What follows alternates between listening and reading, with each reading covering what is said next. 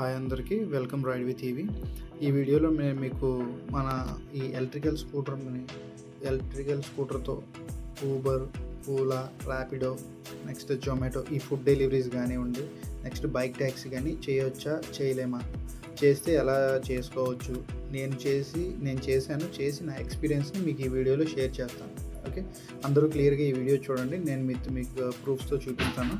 Okay, నేను ఏదైతే ఉందో ఇది 27th 27th నేను ఆల్రెడీ రికార్డ్ అంతా ఉంచాను. దాన్ని మీకు క్లియర్గా చూపిస్తాను. పైన మీకు డేట్ కనిపిస్తుంది చూడండి, ఇక్కడ కిందన 27th. ఓకే, ఆ రోజు నేను నా స్కూటర్ని ఫుల్గా ఛార్జ్ చేశానండి. 100% ఛార్జ్ చేసి, ఛార్జ్ నుంచి స్టార్ట్ చేసి మొత్తం లాస్ట్కి ఒక 18%, నెక్స్ట్ 15% ఛార్జ్ వచ్చేంత వరకు యూజ్ చేశాను. దీనికి మీకు మొత్తం డీటెయిల్స్ అన్నీ మీకు క్లియర్గా చూపిస్తాను. ఓకే, నేను 27th ఫిబ్రవరిన 6:25కి స్టార్ట్ చేశాను. లాస్ట్ నేను క్లోజ్ చేసింది 10:57కి నేను క్లోజ్ చేశాను. దీని తర్వాత మీకు ఇంకోటి కూడా చేశాను. మధ్యలో నేను ఛార్జ్ చేసినప్పుడు తీసుకున్న టైమింగ్ ఇది. ఓకే, మీకు మొత్తం మొత్తంగా టోటల్గా నేను ఎన్ని కిలోమీటర్ ట్రావెల్ చేశాను, ఎన్ని ఆర్డర్స్ చేశాను, ఇవన్నీ మీకు క్లియర్గా చూపిస్తాను. ఓకే, ఇందులో మనం 4 hours 31 minutes అండి. 4 hours 31 minutes టైం. అంత టైంలో టోటల్ డిస్టెన్స్ 76.4 kilometers అండి. ఓకే, దీంట్లోని ఈ టైంలో నేను ట్రావెల్ చేశాను. మొత్తం లోకల్లో చిన్న రైడ్స్ అన్నీ తీసుకున్నాను. మీకు అప్పుడు ఆ రైడ్ డీటెయిల్స్ కూడా చూపిస్తాను. ఇది వచ్చి ఊబర్లోని 27th. ఓకే, 27th నేను ఫస్ట్ది కొంచెం కింద నుంచి చూపిస్తాను మీకు. ఓకే, ఫస్ట్ ట్రిప్ ఇది ఊబర్లో. ఓకే, 27th యాక్టివిటీస్ చూశారు కదా, during activities and 27th Feb 2026. Okay, ఒక రైడ్. నెక్స్ట్ నియర్లీ చూసుకోండి, ఒక రైడ్ అది 11 kilometers రేంజ్. నెక్స్ట్ ఈ 2 క్యాన్సిల్ అయినవి. ఓకే, నెక్స్ట్ రైడ్ వచ్చి 2.3 kilometers 37 rupees. నెక్స్ట్ 3 kilometers వచ్చి 32. Okay, next 1.5. నెక్స్ట్ ఇది వచ్చి 12 kilometers. ఇలా మీకు ఇందులోని నేను చేసి ఒక 8 రైడ్స్ చేశాను. ఒకటి వచ్చి ఇది 4 kilometers, నెక్స్ట్ 10 kilometers ఒకటి, నెక్స్ట్ ఇలా మీకు రేంజ్లో చూపిస్తాను ఒకటి 15 kilometersది. ఇవన్నీ ఆ రోజున 27th నేను ఊబర్లో చేశాను. ఇప్పుడు ర్యాపిడోలో చూపిస్తాను మీకు. ఇది ర్యాపిడోలో వచ్చి ఆ రోజు నేను 1, 2, 3, 4, 5 అక్కడ ఒక 8, ఇక్కడ ఒక 5, టోటల్ 13 ట్రిప్స్ చేశానండి. ఇందులో ఏంటంటే లాంగ్వి ఒక 15 kilometers రేంజ్వి 10 to 15 వచ్చినాయి, ఒక 2 ఉన్నాయి. మిగతా అన్నీ కొంచెం దగ్గర అంటే మీకు ఎలా చూసుకున్నా ఒక 5-6 kilometers రేంజ్లో ఉన్నవి నేను తీసుకున్నాను ఆ రోజు ఆర్డర్స్. ఇందులో ఒక 5 చేశాను, అందులో ఒక 8 ఆర్డర్స్ కంప్లీట్ చేశాను. ఇందులో మీకు క్లియర్గా చూపిస్తుంది చూడండి, నేను ఎన్ని కిలోమీటర్స్ తిరిగాను, ఎంత డిస్టెన్స్లో ట్రావెల్ చేశాను, ఏంటి అనేది. ఓకే, మీరు ఎవరైనా చేయాలి అనుకుంటే మనకి ఈ ఎలక్ట్రికల్ స్కూటర్తో మీరు ఓలా, ఊబర్, ర్యాపిడో ఇవి చేయొచ్చు. కానీ మనం తక్కువ డిస్టెన్స్లోనే చేయాలి, ఎక్కువ డిస్టెన్స్లో వెళ్ళకూడదు. ఏదైనా నియర్ బై ఇవి అంటే ఒక 10 kilometers లోపే, 10 kilometers రేడియస్ లోపల అయితే మనకి బెనిఫిట్ ఉంటుంది. అందుకని ఎక్కువ అంటే లాంగ్ రైడ్స్కి వెళ్ళి మళ్ళీ అటు నుంచి రిటర్న్ మీకు ఉండవు, ఆ టైం అంతా వేస్ట్ అవుతుంది, ఛార్జ్ వేస్ట్ అవుతుంది. కానీ మీరు అది దృష్టిలో పెట్టుకుని ఏదైనా నియర్లీ సిటీలో ఒక 5-10 kilometers రేంజ్లో తీసుకుంటే మీకు చాలా బెటర్గా ఉంటుంది.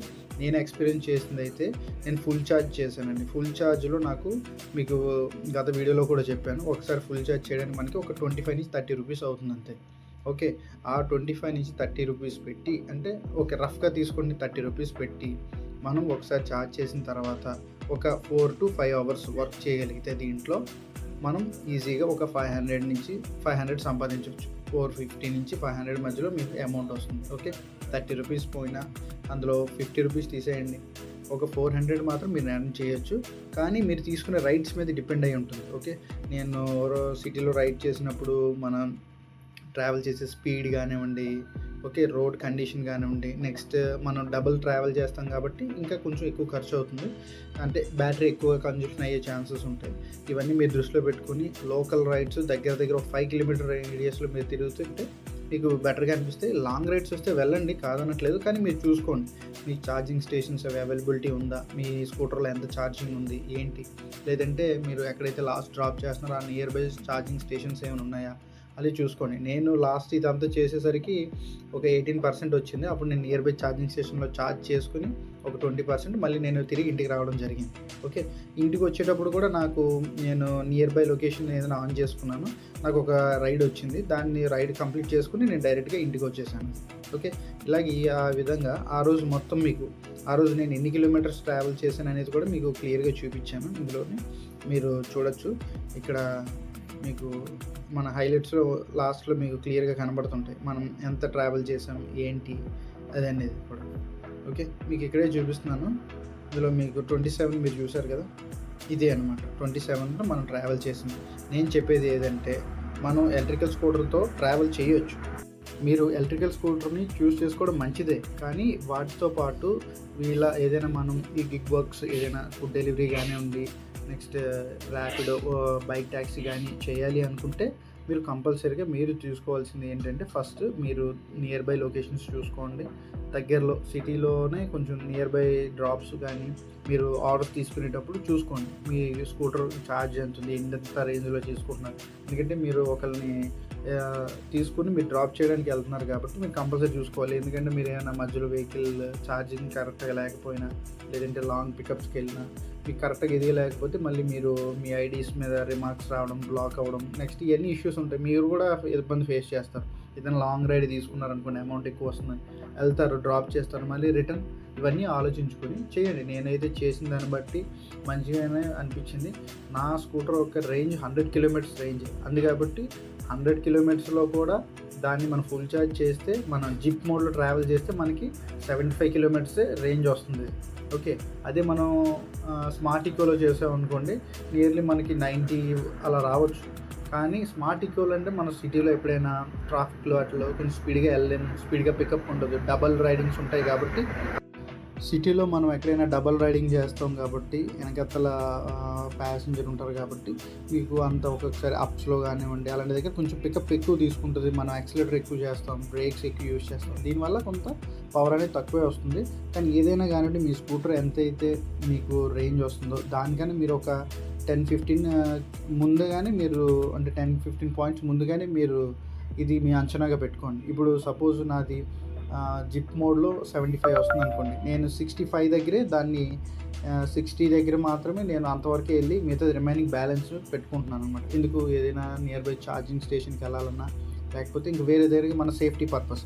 ఆ విధంగా మీరు చేసుకుంటూ మీరు లోకల్లో చిన్న రైడ్స్ తీసుకుంటూ మీరు చేసుకుంటే మీరు మంచి ఇన్కమ్ సంపాదించవచ్చు. ఇంకా బాగుంటుంది. దీని నుంచి మంచి ఇన్కమ్ జనరేట్ చేయొచ్చు. కానీ మీరు వెల్గా స్కూటర్ని మంచి టైర్ ప్రెజర్ మెయింటైన్ చేయడం, మంచి రైడింగ్ స్టైల్, అంటే ఎక్కువ స్పీడ్ వెళ్ళకుండా 45-55 ఈ మధ్యలో రేంజ్లో చేసుకుంటే ఇది బెటర్ ఆప్షనే. మీరు దీని నుంచి మంచి అమౌంట్ ఎర్న్ చేయొచ్చు. కానీ మీరు కండిషన్ బాగుండాలి. అంటే ఏదైనా డిపెండ్స్ అండి, ట్రాఫిక్ని బట్టి లేదా రోడ్ని బట్టి వీటిని బట్టి కొంచెం చేంజ్ అవుతుంది. కానీ ఏదైనా మీరు ఫుల్ ఛార్జింగ్ పెట్టుకుని నియర్ బై చేసుకుంటూ వెళ్తే మీకు దీంట్లో వచ్చి మంచి అమౌంట్ ఎర్న్ చేయొచ్చు. తక్కువ దీంతో మీ టైంని దీంట్లో పెట్టి మీరు మంచి అమౌంట్ ఎర్న్ చేయొచ్చని నా ఒక పర్సనల్ ఎక్స్పీరియన్స్ అండి. నేను ఎక్స్పీరియన్స్ చేసింది అది. ఓకే. ఒక్కొక్కరికి ఇది నచ్చొచ్చు, నచ్చకపోవచ్చు, లేదంటే ఎవరికైనా ఎలాంటి ఎలక్ట్రికల్తో కూడా చేయొచ్చా అనే డౌట్లో ఉన్న వాళ్ళకి ఎవరికైనా ఈ వీడియో ఉపయోగపడుతుందని అనుకుంటున్నాను. థ్యాంక్ యూ వెరీ మచ్ అందరూ నా వీడియోస్ చూస్తున్నందుకు. ఇంకా ఇలాంటి వీడియోస్ ఏమైనా కావాలి ఎలక్ట్రికల్ స్కూటీస్ మీద కానివ్వండి, ఇంకా ఎలక్ట్రికల్ మీద ఏమైనా కావాలి అనుకుంటే మీరు కంపల్సరీ నాకు కామెంట్ చేయండి. కామెంట్ చేసి నేను కంపల్సరీ దాని మీద నేను కొంత ఇది స్టడీ చేసి మీకోసం మంచి వీడియో చేయడానికి చేస్తాను. Thank you very much. Thank you all.